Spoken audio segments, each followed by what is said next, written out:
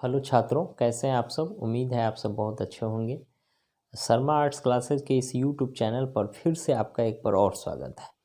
आइए छात्रों, आज का क्लास हम लोग शुरू करते हैं। पिछले क्लास में हम लोगों ने अर्थशास्त्र की अलग अलग विद्वानों ने जो परिभाषा दी थी, विभिन्न परिभाषा, उनका जिक्र हमने किया था। पिछले क्लास में हमने एडम स्मिथ के विचार देखे थे और उनकी परिभाषा की जो आलोचना मार्शल महोदय क्या कह कर करते हैं उसकी चर्चा की थी। मार्शल महोदय की भी परिभाषा की आलोचना प्रोफेसर रॉबिन्स ने की थी।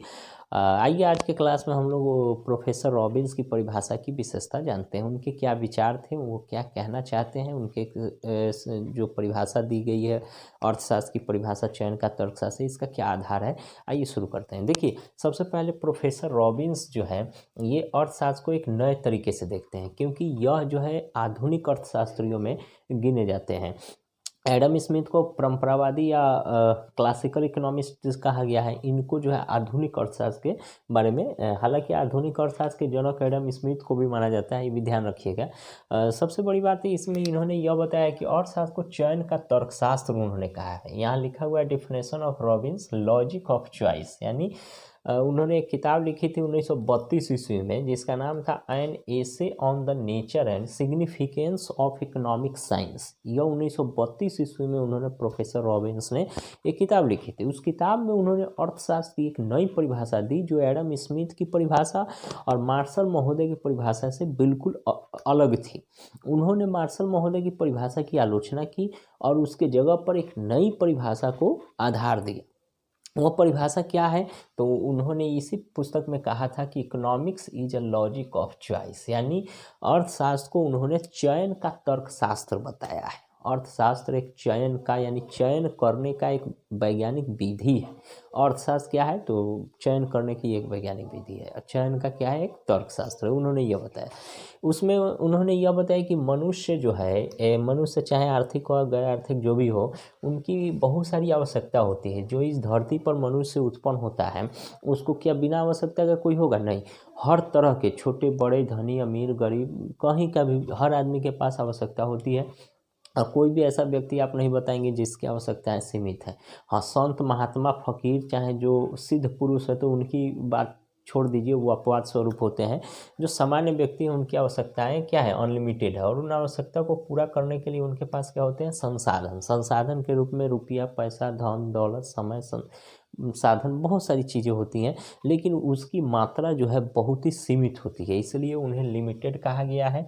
और आवश्यकता क्या है, अनलिमिटेड है।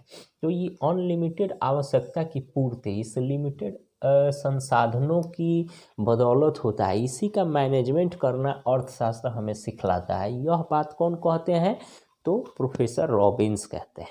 अर्थशास्त्र क्या करता है, इस लिमिटेड रिसोर्सेज को लेकर अनलिमिटेड डिज़ायर को पूरा करना ही अर्थशास्त्र का मेन विषय वस्तु। अर्थशास्त्र यही कला, यही कौशल सिखलाता है, मतलब यही मैनेजमेंट, इसी का गुण हुनर सिखलाता है।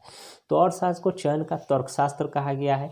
चयन करने का, जो हम क्या चयन करें क्या नहीं चयन करें, इसका वो जो है कि हमें आधार देते हैं। सबसे बड़ी बात ये है कि चयन का तर्कशास्त्र अर्थशास्त्र को उन्होंने कहा है, इसके कुछ मुख्य तथ्य है, किस आधार पर कहा है।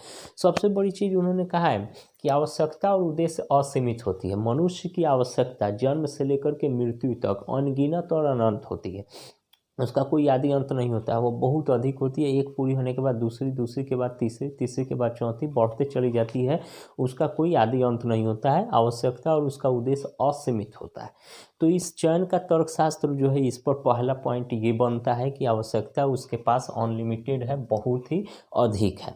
और मनुष्य के पास संसाधन, संसाधन का मतलब रुपया, पैसा, धन दौलत, ये जो भी चीज़ें हैं वह क्या है, सीमित है, वो असीमित नहीं है। ठीक है, हमारे पास पैसा, समय, ये कपड़े, भोजन या जो भी चीज़ें हैं सीमित है, वो असीमित मात्रा में हमारे पास उपलब्ध नहीं है, सीमित है। लेकिन उन सीमित साधनों से ही हम असीमित आवश्यकता की पूर्ति कैसे करें, ये जो कला हम में आती है, ये जो विद्या हम में आती है, वही वैज्ञानिक विधि जो है अर्थशास्त्र कहलाता है। प्रोफेसर रॉबिन्स ये कहना चाहते हैं। ठीक है, तो उन्होंने ये कहा है कि उद्देश्य आवश्यकता असीमित है और संसाधन क्या है, सीमित है। तीसरा पॉइंट उन्होंने ये दिया है कि सभी आवश्यकता एक समान नहीं होती है, वो कुछ प्रबल होती है, कुछ कम प्रबल होती है, कुछ महत्वपूर्ण होती है, कुछ कम महत्वपूर्ण होती है।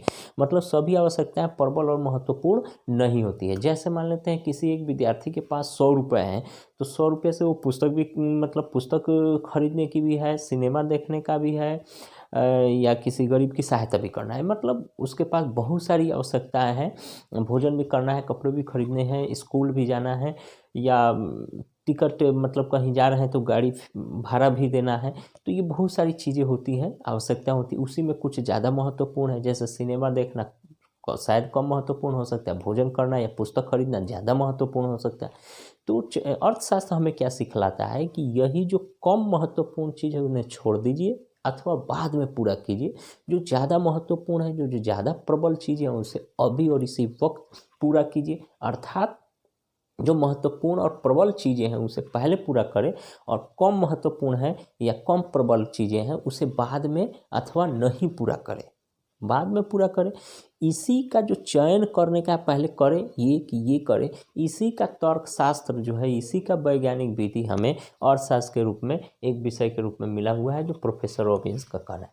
उन्होंने अर्थशास्त्र में चयन के तर्कशास्त्र को लेकर के उन्होंने चौथा तथ्य ये रखा है कि साधनों का वैकल्पिक प्रयोग किया जा सकता है। हमारे पास जो लिमिटेड रिसोर्सेज होते हैं, जो संसाधन होते हैं, रुपया पैसा धन दौलत या जो भी नेचुरल वस्तुएं होती है, प्राकृतिक मानवजनित जो भी वस्तुएं होती है, ये सारी लिमिटेड होती है। जैसे मान लेते हैं उदाहरण के तौर पर हमारे पास 100 रुपये है, तो 100 रुपये का हम कई विकल्पों में प्रयोग कर सकते हैं। 100 रुपये हमारे लिए एक संसाधन है, लेकिन इसका प्रयोग हम अलग अलग रूपों में, अलग अलग विकल्पों में कर सकते हैं। जैसे मान लेते हैं 100 रुपये से हम किताब खरीद सकते हैं, 100 रुपये से हम भोजन कर सकते हैं, 100 रुपये से हम सिनेमा देख सकते हैं। तो 3 चीज़ें हैं, सिनेमा देखना, भोजन करना और पुस्तक खरीदना।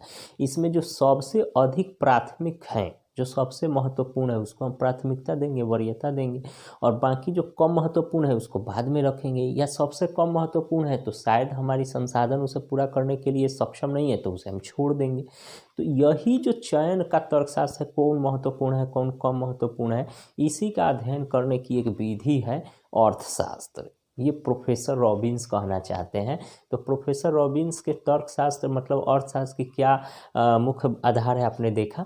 हालांकि प्रोफेसर रॉबिन्स की परिभाषा सर्वमान्य नहीं है, कुछ विद्वानों ने इसकी भी आलोचना की है। जैसे एडम स्मिथ के विचार धन का विज्ञान है, उसकी आलोचना मार्शल ने किया। मार्शल ने कहा कि अर्थशास्त्र धन का ही नहीं वरन मानव कल्याण का विज्ञान है, उसकी भी आलोचना रॉबिन्स ने की। रॉबिन्स ने कहा चयन का तर्कशास्त्र है, उसकी भी आलोचना हुई। तो इनकी आलोचना किस वजह से हुई है, आगे देखिए रॉबिन्स महोदय का कहना है कि जो तर्कशास्त्र चयन का सिद्धांत है, इस पर इनके आलोचक कहते हैं, इनके विचारों के आलोचक कहते हैं कि अर्थशास्त्र, रॉबिन्स के नज़र में अर्थशास्त्र की सीमा को अत्यधिक व्यापक और बहुत बड़ा बता दिया गया है। बहुत ही व्यापक है, चयन क्या करना है एक समुद्र में से सीप निकालने के समान हो जाएगा।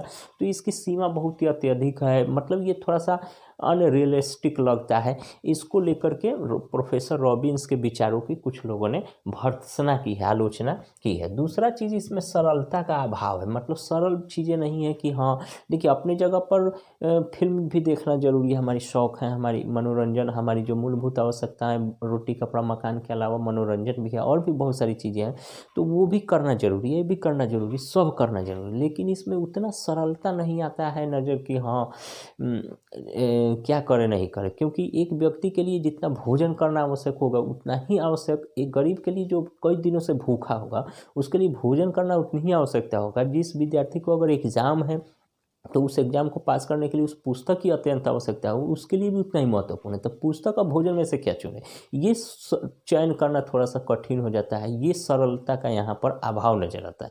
तो चयन का तर्कशास्त्र है, ठीक है, भोजन और किताब में से एक व्यक्ति के लिए भोजन और किताब दोनों में से कोई ज़्यादा महत्वपूर्ण, कोई कम महत्वपूर्ण हो सकता है, लेकिन किसी दूसरे व्यक्ति के लिए भोजन महत्वपूर्ण है, लेकिन किसी तीसरे व्यक्ति के लिए किताब ज़्यादा महत्वपूर्ण। तो ये सरल नहीं है इसका डिसीजन करना और इसका रेखांकन करना।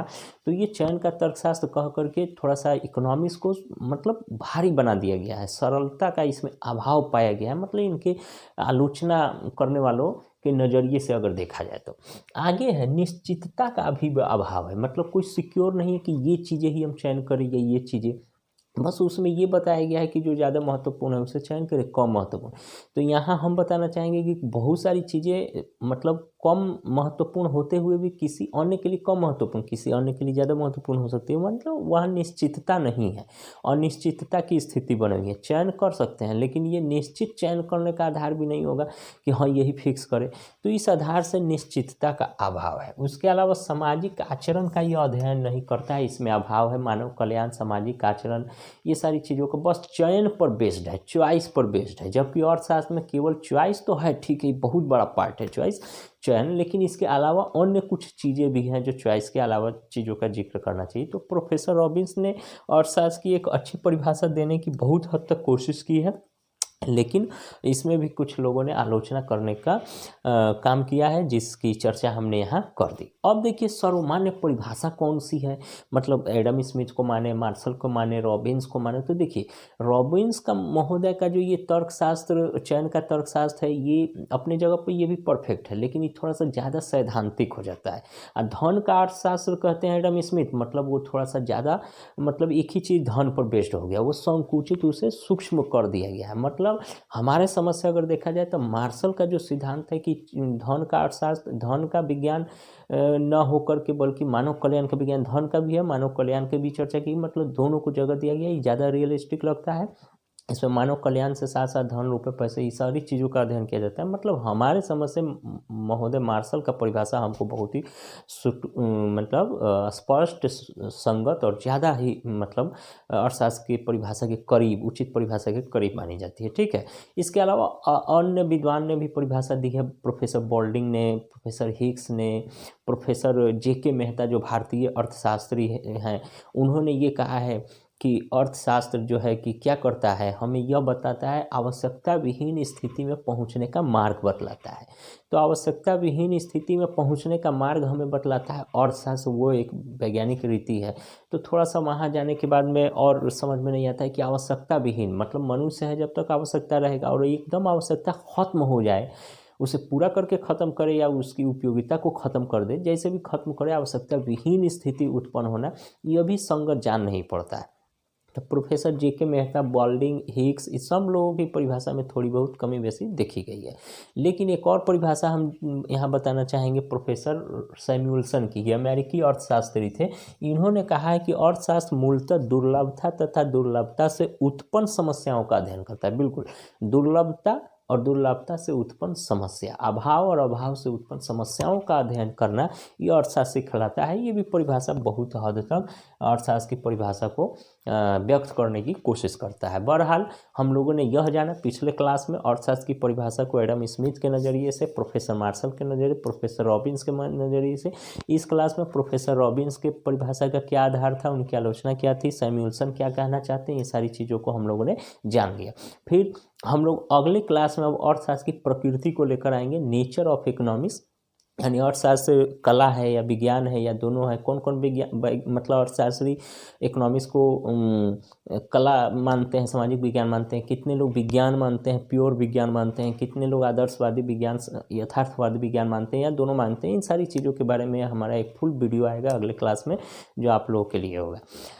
चलिए, जानकारी अच्छी लगी हो, समझ में आया हो, कुछ भी सहायक हुआ हो आपके पठन पाठन में, तो हमारे वीडियो को लाइक, शेयर, कमेंट अवश्य करें। और हाँ, सब्सक्राइब करना ना भूलें, ताकि हमें मनोबल बढ़ता रहे और हम आपके लिए इसी तरह के कुछ ज्ञानवर्धक और इन्फॉर्मेटिव वीडियो आपके लिए लाते रहें। चलिए, तो आज के लिए इतना ही रहने देते हैं। अपना ध्यान रखिएगा, फिर मिलते हैं अगले क्लास में। तब तक के लिए जय हिंद छात्रों।